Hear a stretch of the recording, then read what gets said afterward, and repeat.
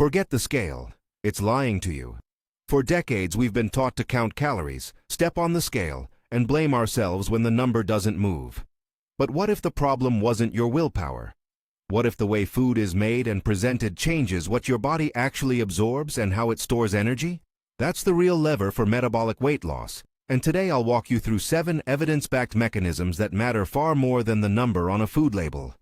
Here at the channel, our mission is to translate what cutting-edge science says about weight, metabolism, and cellular health.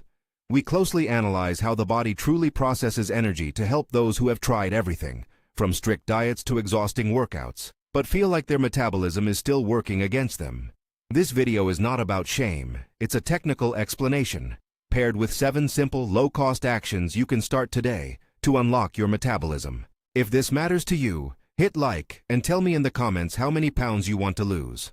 I'll read them. First, a quick bit of context. Nutrition science once relied on a simple accounting system. Calories from carbs, protein, and fat are added up, and that sum supposedly predicts weight change.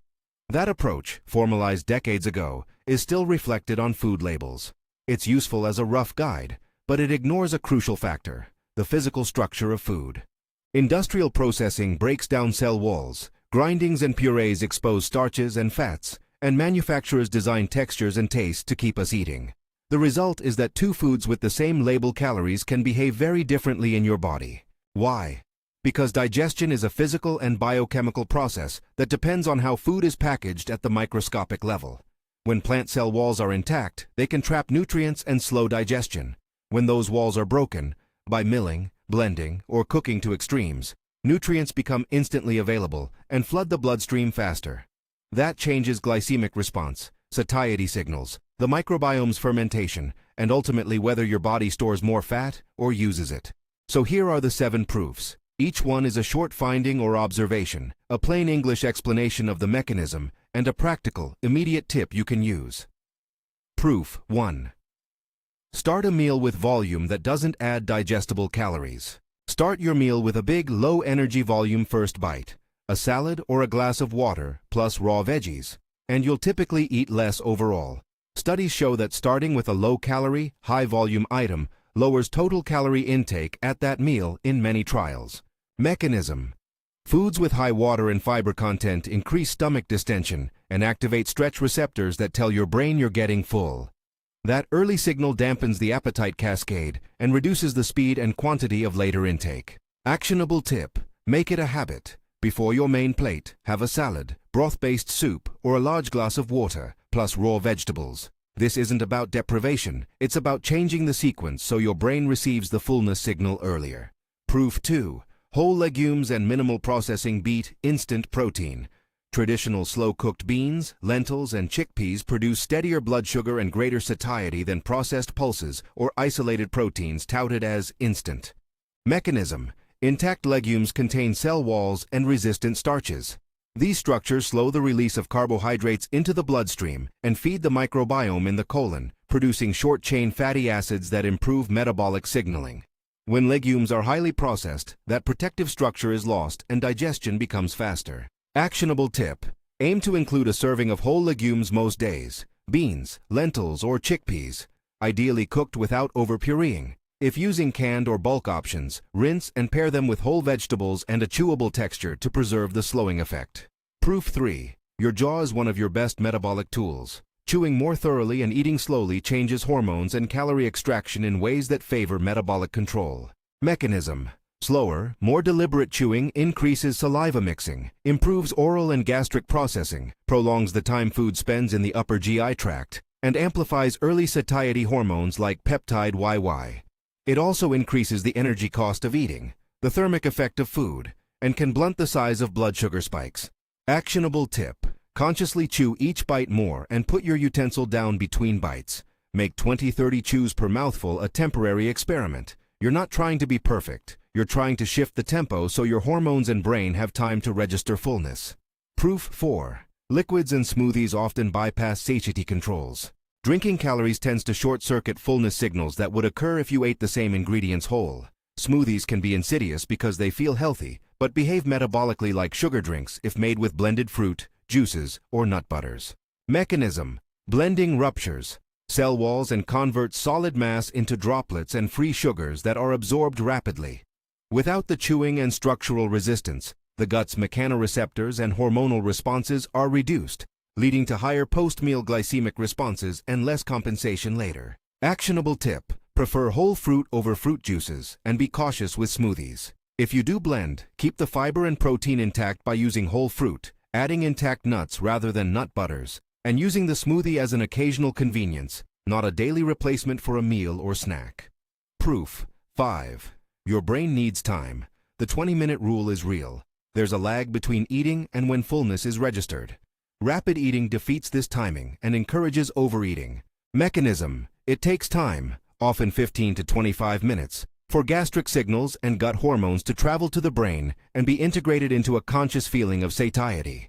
If you consume large volumes quickly, you outrun that feedback loop and take in more energy than your body needs. Actionable tip: pace your meal so that a typical one doesn't finish in under 10 minutes. Put forks down between bites, sip water, and aim for meals that last at least 20 minutes. This simple temporal strategy lets the full cascade of fullness signals play out.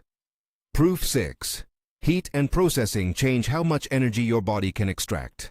Toasting, extrusion, milling, and extreme cooking break down structures and raise the bioavailability of calories. Raw and less processed versions often deliver fewer usable calories per gram. Mechanism: thermal and mechanical processing disrupts cell walls and starch granules, transforming resistant starches into digestible sugars and releasing fats that were trapped. That increases the amount of energy your enzymes can access and speeds absorption. Actionable tip: when possible, choose raw or lightly processed forms. For nuts, prefer whole, raw or dry roasted nuts over nut butters or oil-rich, spreadable forms. For grains, favor intact kernels and steel-cut options over finely milled or extruded flours. Proof 7. Intact grains and minimally milled cereals are metabolically different than flours. A slice of bread made from milled flour behaves more like a sugar-rich food in your bloodstream than a whole intact grain does, even when the label claims whole grain. Mechanism: milling exposes starch and removes structural barriers. Intact grains require more mastication and digestion time, which slows glucose absorption and produces a lower glycemic response. The microbiome also ferments portions of those intact starches into metabolites that support metabolic health. Actionable tip: choose intact grains or steel-cut versions, whole barley, farro, brown rice kernels, steel-cut oats, instead of quick cooking or finely milled products. Read ingredient lists. Whole grain on a label doesn't guarantee the grain is intact or minimally processed. Those 7 proofs may sound technical, but the pattern is simple and practical. Preserve structure, slow digestion, and sequence your eating to give your body time to signal satiety. The industry's incentives are different. Processors break foods into smaller, more palatable forms because that increases immediate satisfaction, shelf stability, and consumption. That strategy sells products, but it also accelerates absorption and encourages chronic overconsumption at a metabolic level. A few important clarifications. I'm not saying every processed food is inherently evil, nor am I promising fixed weight loss. Studies indicate that these structural differences can alter absorption and fullness in ways that favor better metabolic control. And in some trials, differences in calorie extraction or glycemic response can be substantial. In some contexts, even approaching double-digit percentage changes. But individual responses vary. Genetics, gut microbiome, activity level, and cooking method all influence outcomes.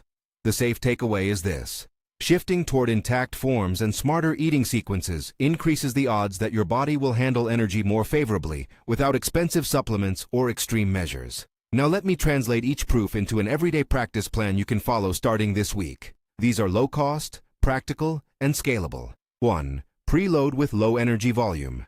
Begin most meals with a salad, raw vegetables, or a broth.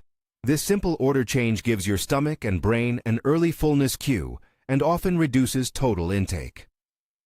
2. Eat legumes regularly and avoid over-processing them. Add a cup of beans, lentils, or chickpeas a few times a week.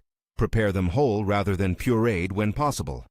3. Slow down and chew. Practice longer chewing and put down utensils between bites.